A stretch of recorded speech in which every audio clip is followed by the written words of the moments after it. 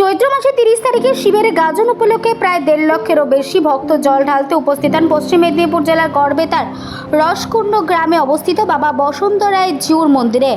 দীর্ঘ 750 বছরেরও বেশি সময় ধরে চলে আসছে প্রাচীন রীতিনীতি মেনে গাজন উৎসব।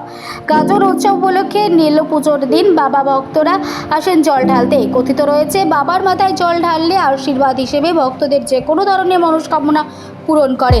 শুধু পশ্চিম মেদিনীপুর নয়, পশ্চিমবঙ্গের পাশাপাশি গোটা ভারতবর্ষের বাইরে থেকেও লাখাধিক ভক্ত আসেন বসন্ত রায় জিউর এই মন্দিরে।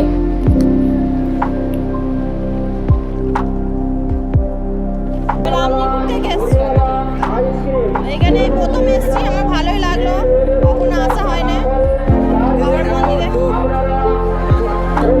এখানে প্রায় 3 ঘন্টার মতো, 3-4 ঘন্টা। 3 ঘন্টা দাঁড়িয়ে থেকে জল ঢালছো? কোথা থেকে এসেছো? চন্দ্রকোনা থেকে কেন এসেছো?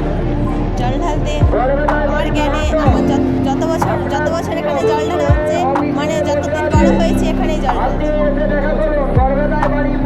15-16 বছর।